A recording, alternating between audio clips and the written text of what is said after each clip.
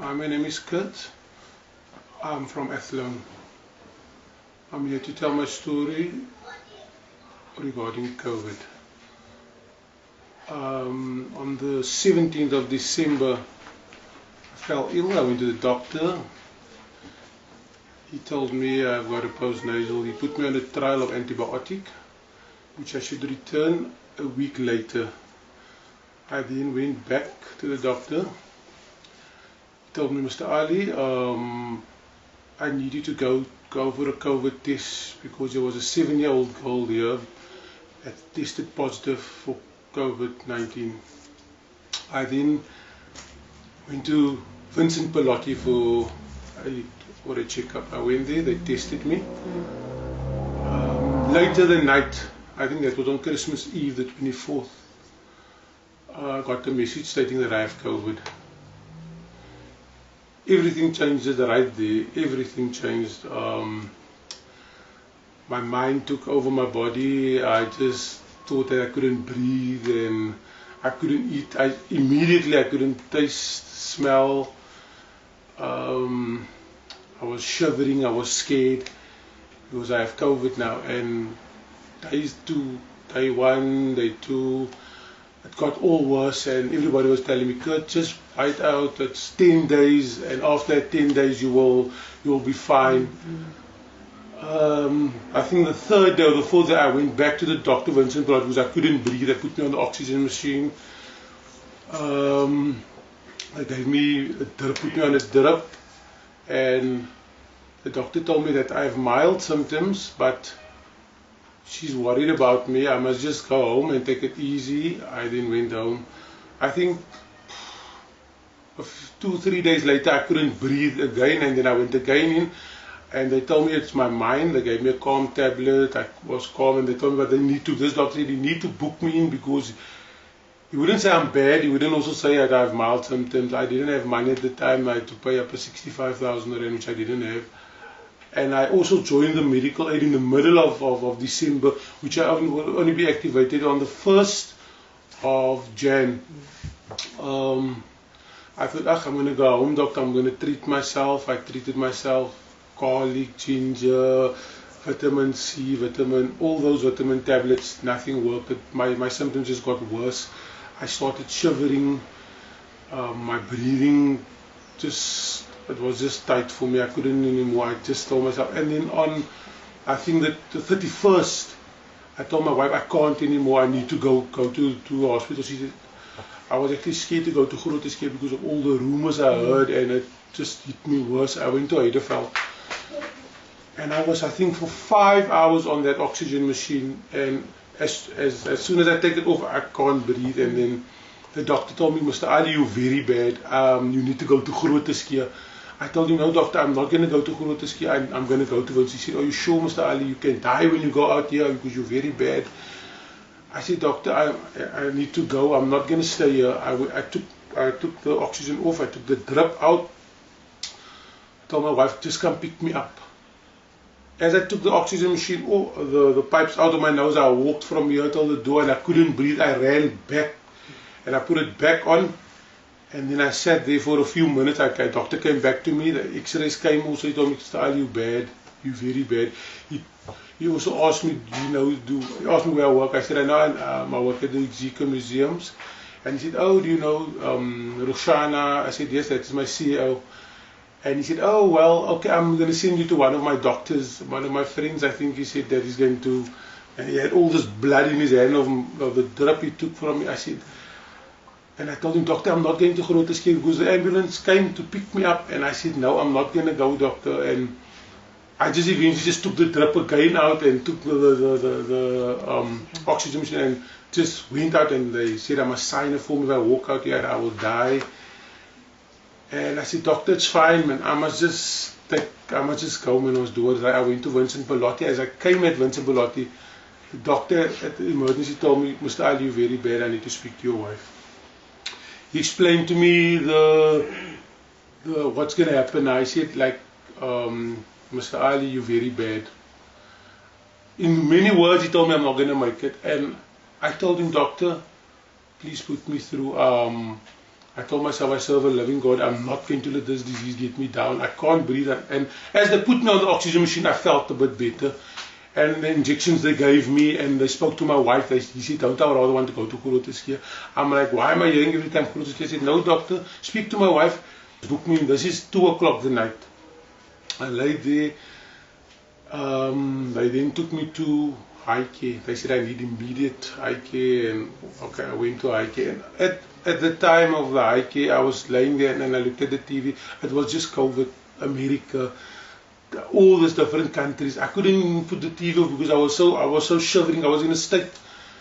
In the morning, I think till 5 o'clock, the nurse came. Mr. Ali, good news, you're going down to recovery. I'm like, I just came in. He said, no, you're going down to recovery.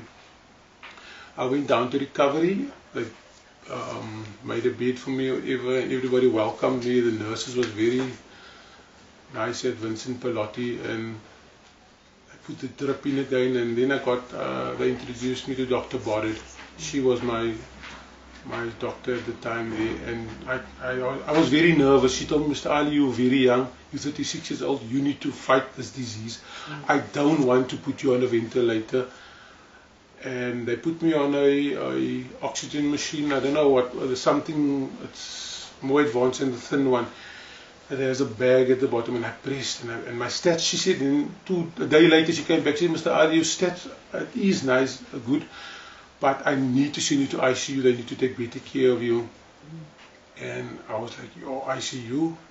They sent me to ICU at the bottom in the COVID ward, which I was laying. I think, yeah. Then they put that big, I don't know, it was I can't come to the name of the machine, but there's that big pipes in your nose, pushes out hot air. And I was laying in that room, and as I looked to my right, I saw, there's a big window where I'm laying, and I saw bodies going out. Yo, I went to another level. A doctor came to check up on me. I told the doctor, this is a site for sore eyes. I can't lay here. She told me, no, don't worry. That is not only COVID bodies. It's obviously cancer patients. And okay, then I felt a bit better. I then also spoke to. I told her, yo, what this emergency doctors told me, and she told me, Mr. Ali, you don't need to worry. I am the physician here. You are doing well. You just need to put in that extra effort. They then sent me up to ICU, which I laid there, I think, for 9 days. As I arrived, there was this lady came, the nurse, and she turned me around. She washed me. I was literally grey in my face, and they washed me all over. I could just lay there, and they washed me. They turned me on my stomach, and that time your mind is going through your mind. You miss your kids, you miss your family. I haven't seen my kids for 2 weeks already because we sent them away when I was sick at home. We sent the kids away. I didn't see them. I was stressed, but they gave me calming tablets. And then I think the 3rd day, doctors came to me and said, they told me, no, you Mr. Ali, you're doing well. You're doing well. I think the 9th day, the 9th day, I got appetite. I started eating. But prior to that, I used to pray a lot. The cleaners, the nurses all prayed for me. Pastors prayed for me. And I could feel a change in my body. I could really feel a change in my body. And all prayer requests went out. I was also sitting in the hospital. I was playing those songs from, I don't know, I can't come to the name, but I am the God that healed thee. I listened that words over and over and over. I just endured that music. And I had encounters in hospital with God. I also then, like I said, the 9th day, the doctor was all looking at me. I said, doctor told me, Mr. Ali, you're fine. You don't need to do blood tests anymore. Your oxygen levels is fine. They don't need to take x-rays anymore. You're doing fine. We're going to send you down to recovery ward. What a relief. I went down to recovery ward. I think I was there for 2 days. And I was discharged. I came home. I was fine. I was thinking, why am I so fine? I spoke to Martha, Denise Krause. I told them, no, I'm doing fine. And HR, those are the people that phoned me, even my work colleagues. And that was also the motivation for me. Everybody told me that I'm going to do fine. And I think 2-3 days later, anxiety kicked in. It was bad. I had it very bad. I would wake up in the morning, something down here. I think it was more depression than anything else. I would vomit. I would just. I think this whole 11 days, which I had to recover, I got more. I also got. I couldn't deal with anxiety. It was bad. It was really bad. I think I went to work after the 11th. No, after another 3 days. The doctor said I must stay at home if I'm not feeling better.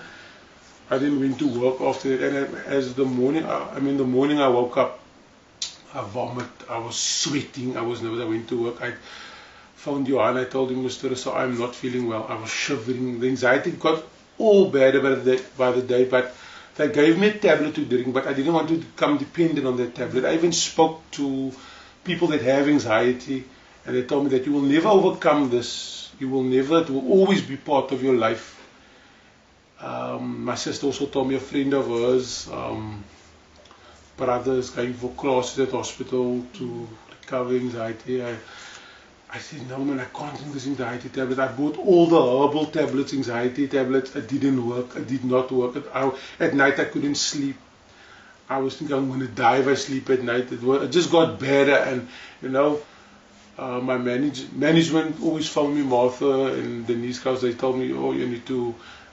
They gave me these long stories, but it just didn't work, man. I don't know why, but the support was there. I really appreciate that support. But for me, I'm like thinking, your people is telling me that you will become better. You need to go see a shrink, and I just thought, it's difficult because they're not in my body, man. I don't know how to handle it anymore. The Sunday, my wife's church asked me, don't you want to go with us to the beach? They're going to go to Maidens Cove. I told my wife, I'm scared. I'm really scared. I'm so paranoid. I'm like, oh, okay, I'm going to go with you. I didn't sleep that whole night. 5 o'clock in the morning, I woke up. We went to the beach to Maidens Cove, I think. I was sitting there and everybody looked at me. And the anxiety is there. I was just, I want to vomit again. I'm keeping it in. And this guy watched me. I think his name is Morris, Brother Morris. And also the lady came to me. She spoke to me. She told me, I need to have faith, and I need to this, and a lot of words. And I told myself, oh woman, lady, you're talking to me. You won't understand how I feel, man. I'm not. And this guy, he told me, Kurt, you need to speak about it. Stop keeping stuff in, my friend. And his wife is also the shrink, a psychiatrist. She's a psychiatrist. And she also spoke to me. She asked me what tablet am I on. I explained to her. She said, yeah, you can use that tablet for 3 months, and after that, then you must try to get off the tablet. But I thought I stopped the tablet. I'm not taking that tablet anymore. We then went to Musenberg Beach, and then he asked me, later that day when we have a cup of tea, can I pray for you, my friend? I said, no, it's fine. I would like you to pray for me. I prayed for me. That Sunday night, I slept like a baby. The Monday I woke up. I thought, I don't have anxiety. It's just going to be 1 day, 2 days, 3 days,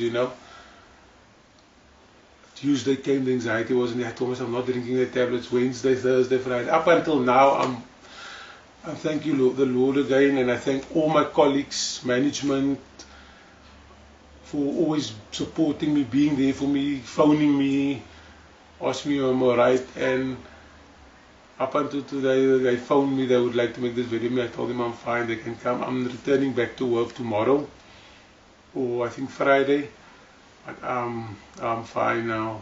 And for those who think COVID is a joke, this is not a joke, it's a reality.